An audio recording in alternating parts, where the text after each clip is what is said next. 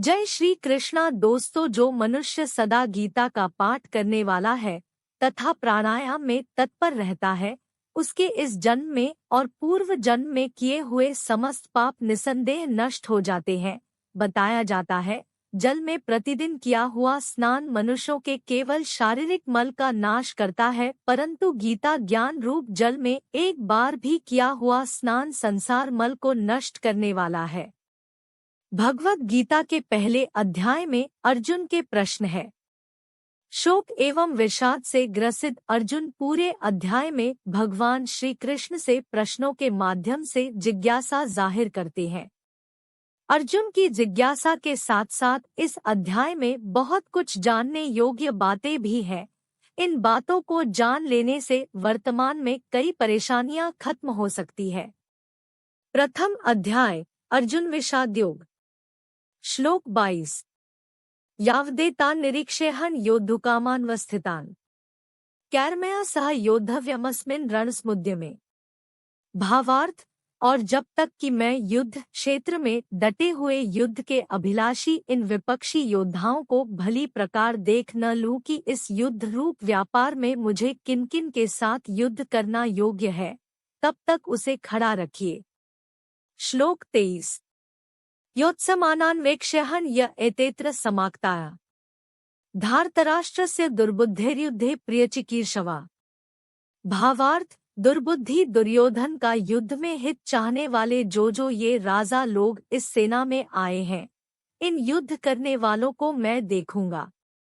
श्लोक 24-25।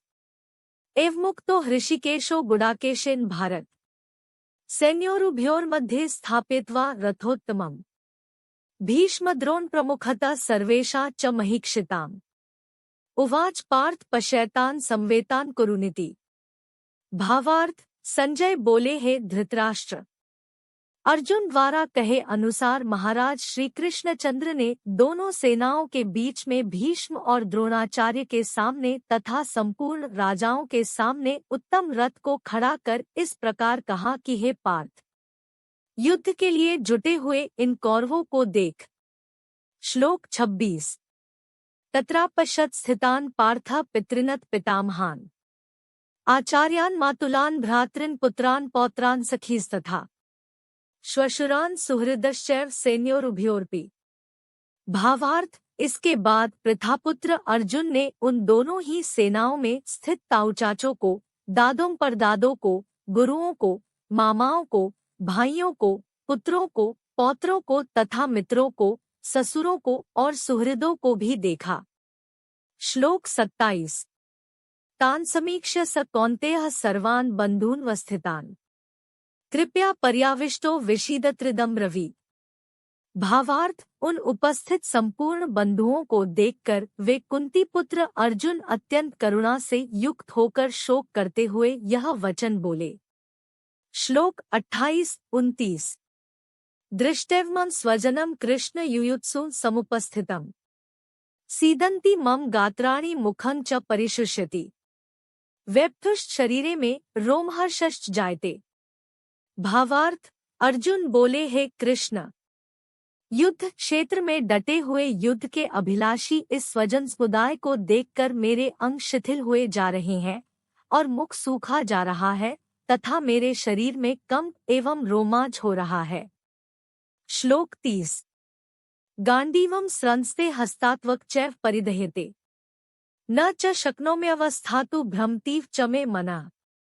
भावार्थ, हाथ से गांडीव धनुष गिर रहा है और त्वचा भी बहुत जल रही है तथा मेरा मन भ्रमित सा हो रहा है, इसलिए मैं खड़ा रहने को भी समर्थ नहीं हूँ। श्लोक 31। निमित्तानि च पश्यामि विपरीतानि केशव न च श्रेयोनुपश्यामि हत्वा स्वजन्मावे। भावार्थ, हे केशव, मैं लक्षणों को भी विपरीत ही देख रहा हूँ तथा युद्ध में स्वजन समुदाय को मारकर कल्याण भी नहीं देखता। श्लोक 32। न कांक्षे विजयम कृष्ण न च राज्यं सुखानि च किन्नो राज्येन गोविंद की भोगैर्जीवितेन वा। भावार्थ, हे कृष्ण, मैं न तो विजय चाहता हूँ और न राज्य तथा सुखों को ही, हे गोविंद, हमें ऐसे राज्य से क्या प्रयोजन है अथवा ऐसे भोगों से और जीवन से भी क्या लाभ है। श्लोक 33। येषामर्थे कांक्षिता नो राज्यं भोगाः सुखानि च त इमेव स्थिता युद्धे प्राणास्त्यक्त्वा धनानि च। भावार्थ, हमें जिनके लिए राज्य, भोग और सुखादि अभीष्ट है, वे ही ये सब धन और जीवन की आशा को त्याग कर युद्ध में खड़े हैं। श्लोक 34।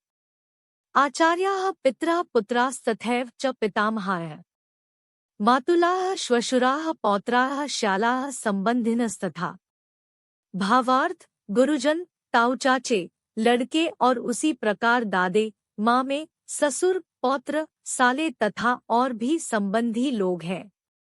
श्लोक 35। एतान्न हन्तुमिच्छामि घ्नतोऽपि मधुसूदन अपि त्रैलोक्यराज्यस्य हेतोः किन्नु मही कृते। भावार्थ, हे मधुसूदन, मुझे मारने पर भी अथवा तीनों लोगों के राज्य के लिए भी मैं इन सबको मारना नहीं चाहता, फिर पृथ्वी के लिए तो कहना ही क्या है। श्लोक 36। निहत्य धार्तराष्ट्रान् का प्रीतिः स्यात् जनार्दन पापमेवा श्रेयदस्मान् हत्वैतानात्तायेन। भावार्थ, हे जनार्दन, धृतराष्ट्र के पुत्रों को मारकर हमें क्या प्रसन्नता होगी। इन आत्ताइयों को मारकर तो हमें पाप ही लगेगा। श्लोक 37। तस्मान्नार्हा वयं हन्तु धार्तराष्ट्रान् स्वबान्धवान् स्वजनम हि कथा हत्वा सुखिनः स्याम माधव। भावार्थ, अतएव हे माधव, अपने ही बांधव धृतराष्ट्र के पुत्रों को मारने के लिए हम योग्य नहीं हैं, क्योंकि अपने ही कुटुंब को मारकर हम कैसे सुखी होंगे। श्लोक 38-39। यद्यपेते न पश्यन्ति लोभोपहत चेतसा कुलक्षय कृतं दोषं मित्रद्रोहे च पातकम् कथं न ज्ञेयं स्माभिः पापादस्मान्निवर्तितुम् कुलक्षय कृतं दोष प्रपश्यद्भिर्जनार्दन। भावार्थ, यद्यपि लोभ से भ्रष्टचित्त हुए ये लोग कुल के नाश से उत्पन्न दोष को और मित्रों से विरोध करने में पाप को नहीं देखते, तो भी हे जनार्दन, कुल के नाश से उत्पन्न दोष को जानने वाले हम लोगों को इस पाप से हटने के लिए क्यों नहीं विचार करना चाहिए। श्लोक 40। कुलक्षय प्रणश्यन्ति कुलधर्माः सनातनाः धर्मे नष्टे कुलम कृत्स्नम धर्मोभिभवत्युत। भावार्थ, कुल के नाश से सनातन कुलधर्म नष्ट हो जाते हैं तथा धर्म का नाश हो जाने पर संपूर्ण कुल में पाप भी बहुत फैल जाता है। श्लोक 41। अधर्माभिभवात् कृष्ण प्रदुष्यन्ति कुलस्त्रिया स्त्रीषु दुष्टासु वार्ष्णेय जायते वर्णसंकर। भावार्थ, हे कृष्ण, पाप के अधिक बढ़ जाने से कुल की स्त्रियां अत्यंत दूषित हो जाती है, और हे वार्ष्णेय, स्त्रियों के दूषित हो जाने पर वर्ण संकर उत्पन्न होता है। श्लोक 42।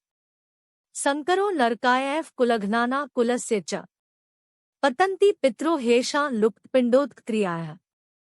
भावार्थ, वर्ण संकर कुलघातियों को और कुल को नरक में ले जाने के लिए ही होता है। लुप्त हुई पिंड और जल की क्रिया वाले अर्थात श्राद्ध और तर्पण से वंचित इनके पितर लोग भी अधोगति को प्राप्त होते हैं। श्लोक 43। दोषैरतैः कुलघ्नाना वर्णसंकरकारकैः उत्साद्यन्ते जातिधर्माः कुलधर्माश्च शाश्वताः। भावार्थ, इन वर्ण संकरकारक दोषों से कुलघातियों के सनातन कुलधर्म और जातिधर्म नष्ट हो जाते हैं। श्लोक 44। उत्सन्न कुलधर्माणा मनुष्याणा जनार्दन नरके नियतं वासो भवतीत्यनुशुश्रूम। भावार्थ, हे जनार्दन, जिनका कुलधर्म नष्ट हो गया है, ऐसे मनुष्यों का अनिश्चित काल तक नरक में वास होता है, ऐसा हम सुनते आए हैं। श्लोक 45। अहो बत महत्पापं कर्तु व्यवसिता वयम् यद्राज्य सुखलोभेन हन्तुम स्वजन मुद्यता। भावार्थ, हाँ, शोक, हम लोग बुद्धिमान होकर भी महान पाप करने को तैयार हो गए हैं, जो राज्य और सुख के लोभ से स्वजनों को मारने के लिए उद्यत हो गए हैं। श्लोक 46। यदि माम प्रतिकारम शस्त्रं शस्त्रपाणया धार्तराष्ट्रा रणे हन्युस्तन में क्षेमतरम भवेत्। भावार्थ, यदि मुझ शस्त्ररहित एवं सामना न करने वाले को शस्त्र हाथ में लिए हुए धृतराष्ट्र के पुत्र रण में मार डाले तो वह मारना भी मेरे लिए अधिक कल्याणकारक होगा। श्लोक 47। एव मुक्त्वार्जुन संख्ये रथोपस्थ उपाविशत विसृज्य सश्रम चापन शोक संविघ्नमानस। भावार्थ, संजय बोले, रणभूमि में शोक से उद्विग्न मन वाले अर्जुन इस प्रकार कहकर बाण सहित धनुष को त्याग कर रथ के पिछले भाग में बैठ गए। तत्सदिति श्रीमद्भगवद्गीतासूपनिषत्सु ब्रह्म विद्यायां योगशास्त्रे श्रीकृष्णार्जुन संवादे जुन्विषाद्योगो नाम प्रथमोऽध्याय। राधे राधे दोस्तों, अगर आप लोगों को वीडियो अच्छा लगा हो तो सब्सक्राइब कीजिए, लाइक करें। धन्यवाद।